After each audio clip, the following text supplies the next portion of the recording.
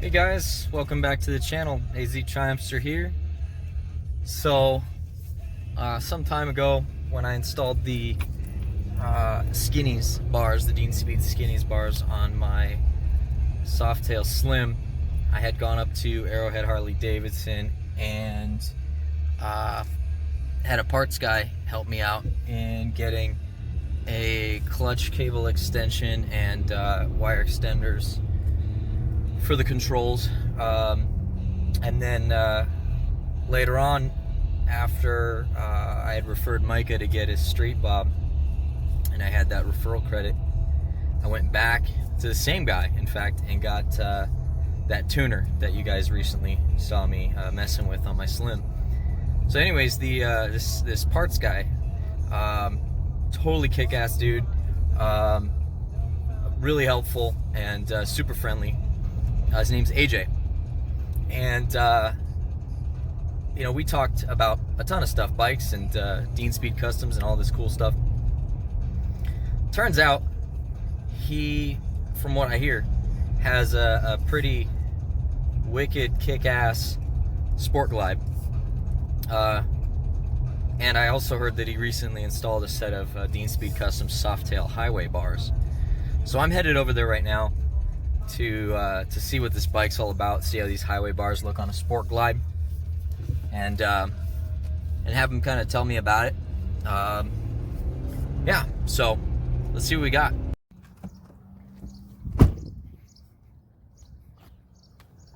All right, we're here.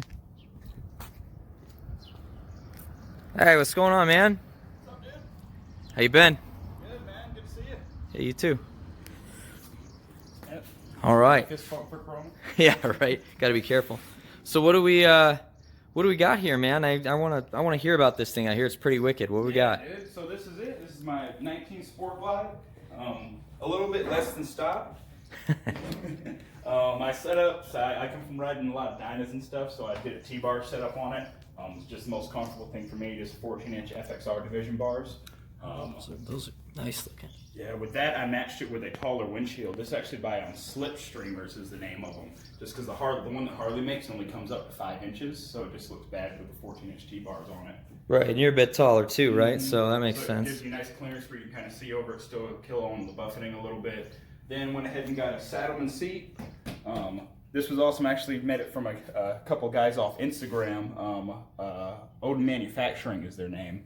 And I saw it on a Road Glide that they had with the Gunship Gray and everything like that. Yeah. And I was like, dude, that's badass. Can you make it for a Sport Glide?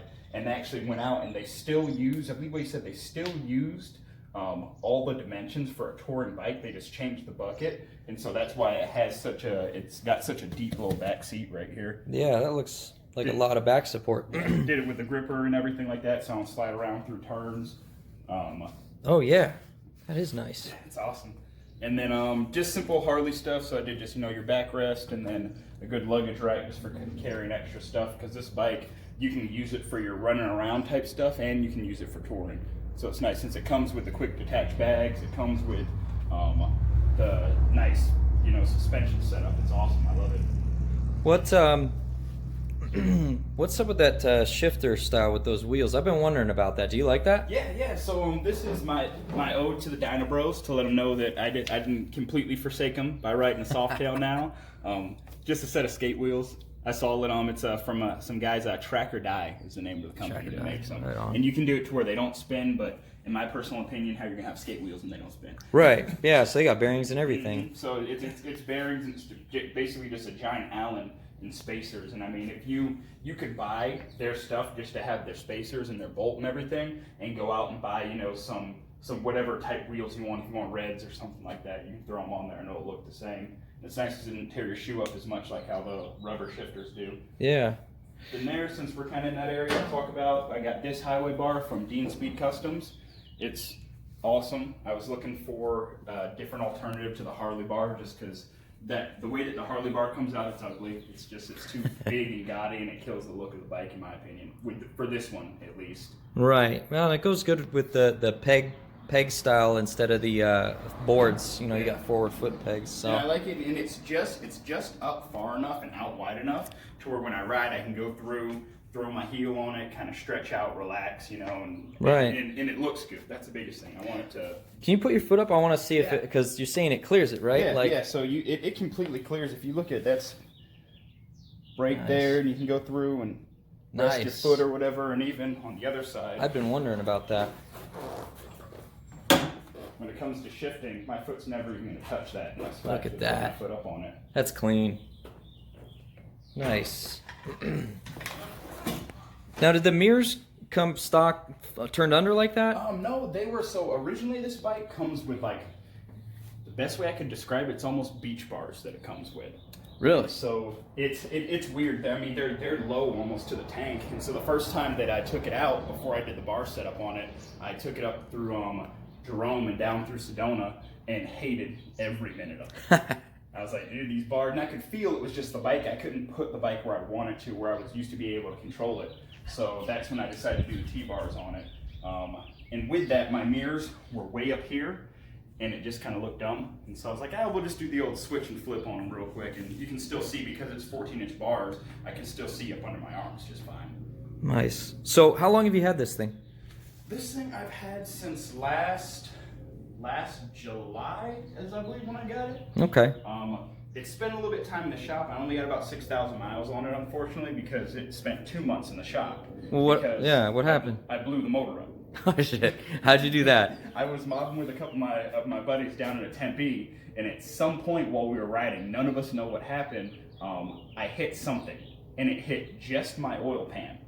I was riding, we're just getting it, and we went to go and get up on it again, and I felt my motor just lug out. And I was like, oh, what the hell is that? And I looked down, because the way that my helmet sits, I can't see any of my gauges when I'm sitting straight up. So I finally look down and I see my oil lights on. And I was like, man. Oh shit, my oil lights on. So I'm like, let me pull over, figure out what's going on. The second that I hit the rear brake, the entire ass end. Oh, it was sliding covered in all over the oil. place and everything like that. I finally get hold of it, get pulled off on the side of the road, and I hopped off my bike, and you can just see a streak of oil as far as you could see down the 10. Man. And so we're looking around, we're like, oh, what happened, what happened? Finally, we look and we see right at the front of the oil pan, it literally looks like somebody just shot it with a 22. There's like a nice little finger hole right into the center point of where the oil pan is. Damn. It immediately pumped out 5 quarts of oil out of it, and I mean, there was so much oil on the back end of my bike. I had oil up on the back of my helmet when I stopped. That sucks. So what happened then? What going forward? What'd you do? Went through, got it towed over to Arrowhead Harley, and decided to go. I was like, well, we're already there. I just basically paid the difference and did the Stage 3 114 on it. Oh shit, 114? Yeah. So it comes stock. It comes stock as a 107, and if you're already rebuilding the motor, you might as well make it bigger and faster. You know? Yeah, why not, right? So 114, and you said, I mean, what else? Obviously, I could see an exhaust, but Yeah. So it's a Stage 3 114. I did a Basani 2-to-1 exhaust. The cool thing about this exhaust is it's actually not for my bike. It's for a Fat Bob. It fits, I believe it's on the Fat Bobs and the Slims is what it fits on.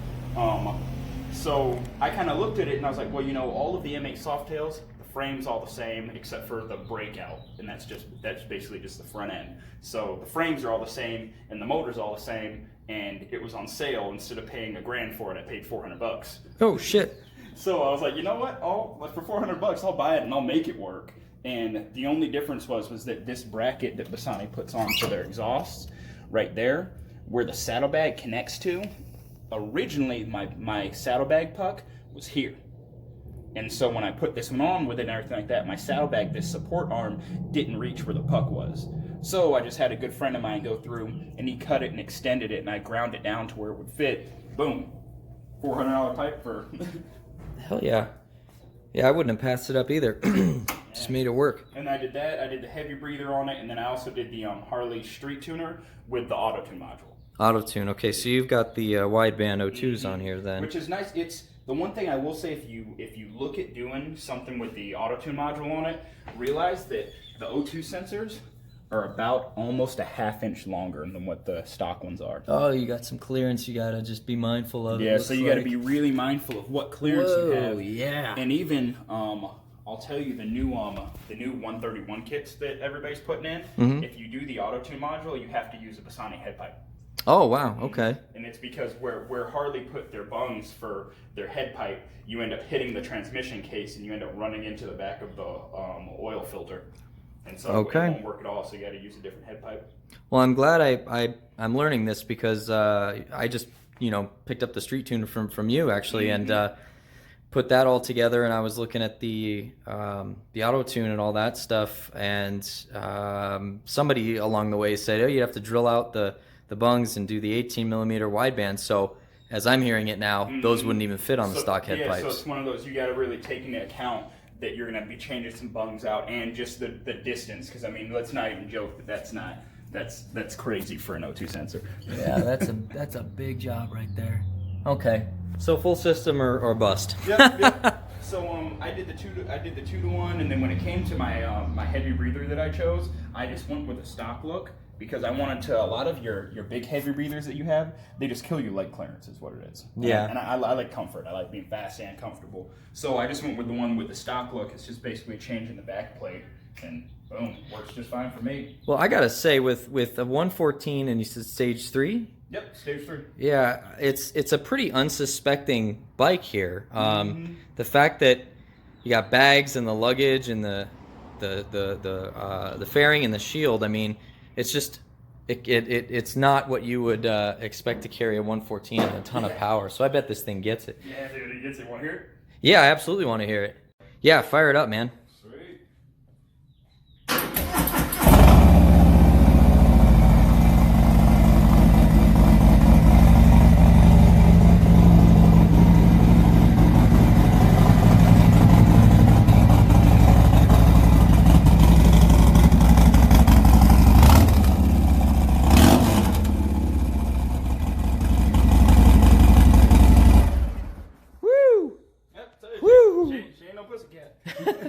Man, that sounds mean. I also caught in the view there for a moment the LEDs you got in the front. Yeah, those look really nice. So I did and it's nice thing about these it's actually a company, Everything LED makes these, and all it is, it's you unplug your original light bulb, and it's a circuit board with a light bulb end on it. Oh. And so you take that and plug it in where your original light bulbs were, put the circuit board in, and I just used some smoke lenses to kind of keep the look of it. Slap that on there. Now both of my halos that are on my turn signals match the halo that comes with your Daymaker. Yeah, that looks really good. Shit, I always was like, oh, I don't want to spend the money on LED, but damn, it's not. And for those, it's like $70. Really? Mm-hmm. Can we see the amber? Yeah. Oh, so it cancels the halo. And it'll cancel the halo, and even when you go through and you switch it over, it'll turn your other halo Oh, on. look at that, man! And then shit. That does look clean, because I guess with a regular bulb on mine, I'm kind of running a modern headlight with a less modern blinker setup. I never really thought of that. I like the updated look that it has too, and it looks cool. I mean, when you're rolling down the 10 or something like that, and you see someone in the HOV and they have the same setup kind of on it, it looks cool. It looks badass. Yeah. And these are so bright, I can actually cover up this headlight, and I can see the light of these on the road. That's pretty good, man. Shit. Well, thanks so much for walking us around. This is a beautiful motorcycle and absolutely impressive work you've done to it in power. I know the folks that follow my channel are going to appreciate the insight you've given us on this. So, yeah, man, I really appreciate it. Well, thanks for letting us stop by. All right, man. I'll catch up with you later. All right, so there you have it, guys. AJ's Sport Glide. That thing's pretty badass, I'd say.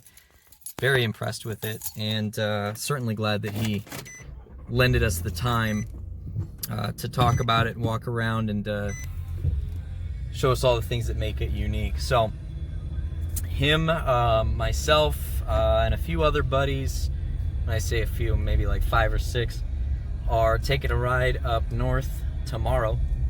We're meeting about 9 o'clock at a gas station kind of on the edge of town, and then heading up north. But my hope is to be able to get a bunch of footage, not really riding footage, but just kind of at the stops and mingling and you know, various bikes and whatnot.